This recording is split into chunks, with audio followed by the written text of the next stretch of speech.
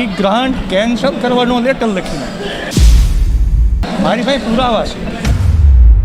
અરે ભાઈ તારી અરે સમાજનો એક પણ વ્યક્તિ નથી અને હવે તું સાનો માનો જે સ્થિતિ હશો ત્યાં પડ્યો રહે તો સારી.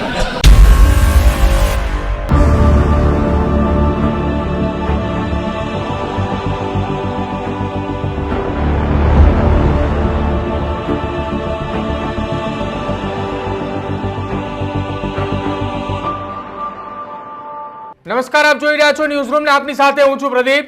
જ્યારથી બોટાદના ધારાસભ્ય ઉમેશ મકવાણાએ આમ આદમી પાર્ટીમાંથી રાજીનામું આપ્યું છે ત્યારથી લઈને અત્યાર સુધી ઉમેશ મકવાણા ઉપર અત્યાર સુધી આમ આદમી પાર્ટીના નેતાઓ આક્ષેપ કરતા હતા, પરંતુ હવે બોટાદ જિલ્લાના કોંગ્રેસના પૂર્વ પ્રમુખ રમેશભાઈ મેર દ્વારા પણ આખી ઘટનાને લઈને ધારાસભ્ય ઉમેશ મકવાણા પર ગંભીર આક્ષેપ કર્યા છે. બોટાદ જિલ્લા કોંગ્રેસના પૂર્વ પ્રમુખના આક્ષેપ છે કે ઉમેશ મકવાણા સાથે કોળી સમાજના એક પણ વ્યક્તિ નથી. આ આક્ષેપ એ કોંગ્રેસના પૂર્વ પ્રમુખે કર્યા છે અને તેમણે કહ્યું છે કે કોળી સમાજની વાત કરે છે તે વાત પાયા વિહોણી હોવાની વાત એ કોંગ્રેસના પૂર્વ પ્રમુખે કરી છે. માલ મલાઈ ખાવાની હોય ત્યારે સમાજને કોઈ યાદ નથી કરતું. આ આક્ષેપો એ કોંગ્રેસના પૂર્વ પ્રમુખના છે અને જ્યારે પોતાને તકલીફ પડે ત્યારે સમાજને યાદ કરે છે. આ નિવેદન રમેશભાઈ મેર દ્વારા આપવામાં આવ્યું છે. બોટાદના ધારાસભ્યએ ક્યારેય પણ એક પણ ગામડાની મુલાકાત નથી લીધી અને સાથે જ ધારાસભ્યએ લોકસભાની ચૂંટણી હારી ગયા એટલે ગ્રાન્ટો પણ કેન્સલ કરાવી હોવાના આક્ષેપો એ ઉમેશ મકવાણા ઉપર લાગ્યા છે. ઉમેશ મકવાણા ઉપર એક બાદ એક ગંભીર આરોપો લાગી રહ્યા છે. તેવામાં હવે આમ આદમી પાર્ટીના જે નેતાઓ તેમની ઉપર આક્ષેપ કરતા હતા તે નેતાઓ બાદ હવે કોંગ્રેસના નેતાઓ પણ તેમની સામે આક્ષેપો કરી રહ્યા છે. રમેશભાઈ મેર કે જેઓ કોંગ્રેસના પૂર્વ પ્રમુખ છે અને સાથે જ બોટાદ જિલ્લાના નવા પ્રમુખનો પદગ્રહણ સમારોહ હતો એ દરમિયાન રમેશભાઈ મેર દ્વારા ઉમેશ મકવાણાની સામે આ પ્રકારના ગંભીર આક્ષેપો કર્યા છે અને તેમણે એ પણ કહ્યું કે કોળી સમાજને માત્ર ને માત્ર તેઓએ ચૂંટણી દરમિયાન યાદ કર્યા હતા, તે પછી તેમણે કોળી સમાજને યાદ નથી કર્યા અને જ્યારે માલ મલાઈ ખાવાનું હોય છે ત્યારે સમાજને પૂછતા નથી અને જ્યારે પોતાને ઈચ્છા થાય, પોતાને જરૂર પડે ત્યારે સમાજની વાત કરે છે. આવા ગંભીર આક્ષેપો એ ઉમેશ મકવાણાની સામે લગાવવામાં આવ્યા છે.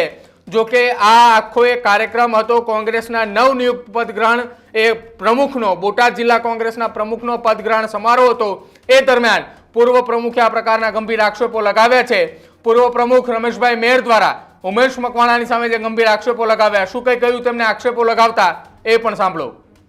પેટા ચૂંટણીની જે વાત છે ને એ ખરેખર વર્તમાન અહીંયા બોટાદના જે ધારાસભ્યો છે એને એ જ નથી ખબર કે હું બોટાદનો MLA છું. કારણ કે બોટાદ શહેરની તો છોડો પણ પોતાના નજીકના કે સગાવાલા કે રિશ્તેદાર કોઈની ક્યારેય ખબર નથી પૂછી કે નથી કોઈ બોટાદ વિધાનસભાના એક પણ ગામડાનો પ્રવાસ કર્યો કે નથી ક્યારેય કોઈના હારા મોડા કામે મોઢું બતાવ્યું. છેલ્લા લોકસભા ગયા પછી જે ગામડામાં ગ્રાન્ટો આપવામાં આવી હતી એની રિઝર્વ જે ગ્રાન્ટ પડી હતી, ચૂંટણીનું જાહેરનામું બહાર પડ્યું નહોતું, એ અરસામાં મારા ખ્યાલ મુજબ 7 ગામમાં ગ્રાન્ટ 5-5 લાખ રૂપિયા આપવામાં આવી. ગ્રાન્ટ પત્ર લખીને ફાળવી દીધી, વહીવટી મંજૂરી, તાંત્રિક મંજૂરી અને વર્ક ઓર્ડર નીકળ્યા નહીં. જેવું જ પરિણામ આવ્યું લોકસભાનું, એવું જે ગ્રાન્ટ હતી એ ગ્રાન્ટ કેન્સલ કરવાનો લેટર લખીને અને આ મારી ભાઈ પુરાવા છે.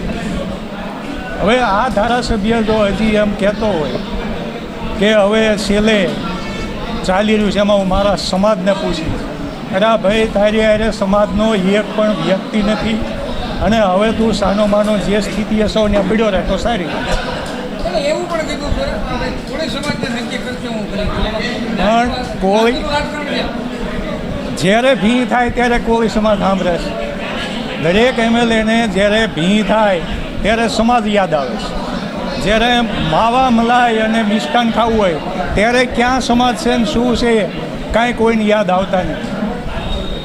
એટલે સમાજ બાબતની જે વાત કરી વાહિયાત વાતું છે. સમાજનો એક પણ વ્યક્તિ એની ચૂંટણી નહીં આવે, કારણ કે ભાજપની કઠપૂતળી હોય એ રાજીનામું કહેતો દે અને ન કહેતો ન દે. રાજીનામું આપશે એ મને ચોક્કસ મારા વિચાર પ્રમાણે કે વિધાનસભાને 6 મહિનાની વાર હશે 2027 વાળું ત્યારે રાજીનામું આપશે. એ 100%ની વાત છે. અને હર વખત ચૂંટણી સિવાય તોડ કરવા સિવાય કાંઈ એને કર્યું નથી. મારી પાસે પુરાવા છે અમુક, હું રજૂ કરીશ જરૂર પડે ત્યારે, કે આ ધારાસભ્ય જે તોડબાજ આવ્યો એવો ક્યારેય લગભગ આખા ગુજરાતમાં નહીં હોય. તો બોટાદના ધારાસભ્ય ઉમેશ મકવાણાની સામે ગંભીર આક્ષેપો લાગ્યા છે. કોંગ્રેસના જિલ્લાના પૂર્વ પ્રમુખે તેમની સામે આક્ષેપ લગાવ્યા છે કે જ્યારે તેમનું નામ એ બોટાદની અંદર બોટાદના ધારાસભ્ય તરીકે હતા, પરંતુ ભાવનગર લોકસભા તરીકે ઉમેદવારનું તેમનું નામ જાહેર થયું ત્યારે તેમણે બોટાદના 7 ગામોની અંદર 5-5 લાખ રૂપિયાની ગ્રાન્ટ આપી હતી. અને જ્યારે ચૂંટણીનું પરિણામ આવ્યું, એ પરિણામ આવતાની સાથે તેમાં તેમની હાર થઈ એટલે તમામ જે 7 ગામોની અંદર ગ્રાન્ટ આપી હતી એ ગ્રાન્ટ તેમને કેન્સલ કરાવી હોવાની વાત પણ કરવામાં આવી રહી છે. અને સાથે જ પૂર્વ પ્રમુખે એવું પણ કહ્યું કે મારી પાસે પુરાવા છે. પહેલા પત્ર લખીને ગ્રાન્ટ ફાળવી અને હારી ગયા બાદ એ પત્ર લખીને ગ્રાન્ટ કેન્સલ કરાવી. આ સાથે જ તેમણે પણ કહ્યું કે આ ઉમેશ મકવાણાએ રાજીનામું આપશે, પરંતુ વિધાનસભાની સામાન્ય ચૂંટણીના 6 મહિનાની વાર હશે ત્યારે રાજીનામું આપી દેશે. અને સાથે સાથે તેમણે એ પણ કહ્યું કે જ્યારે માલ મલાઈ ખાવાની વાત હોય છે ત્યારે કોઈ દિવસ સમાજને પૂછ્યું નથી, અને હવે જ્યારે રાજીનામું આપવાની વાત આવે છે ત્યારે તેઓ એમ કહે છે કે હું સમાજને પૂછીને રાજીનામું આપી છે. સમાજના એક પણ વ્યક્તિને તેઓ કોઈ દી નથી મળ્યા. આ પ્રકારના ગંભીર આક્ષેપો એ ઉમેશ મકવાણા ઉપર લાગ્યા રહ્યા છે.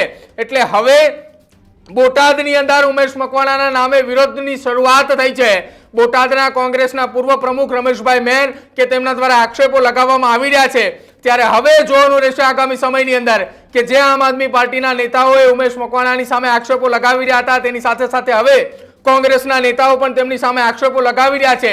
જો કે આગામી સમયની અંદર કોંગ્રેસના પૂર્વ પ્રમુખ રમેશ મેર દ્વારા કયા પ્રકારના ખુલાસા કરવામાં આવે છે, કેમ કે આજે જ્યારે તેમણે એ વાત કરી હતી કે તેમની પાસે પુરાવા છે, ગ્રાન્ટ પહેલા આપી અને ત્યારબાદ ગ્રાન્ટ કેન્સલ પણ કરી, આવા ગંભીર આક્ષેપો લગાવવામાં આવી રહ્યા છે. અને સાથે જ તેમણે પણ કહ્યું કે સમાજના કોઈ પણ વ્યક્તિને તેઓ મળ્યા નથી, તેમના સગાવાલાને પણ નથી મળ્યા, કોઈના ખબર અંતર પણ ઉમેશ મકવાણાએ ધારાસભ્ય બન્યા બાદ નથી લીધા.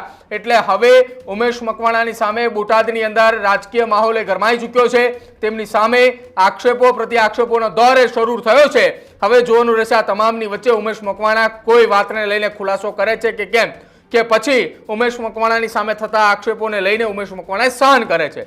તમારું શું માનવું છે આખી આ ઘટના મામલે તે ખાસ અમારા કમેન્ટ સેક્શનમાં જરૂર જણાવજો.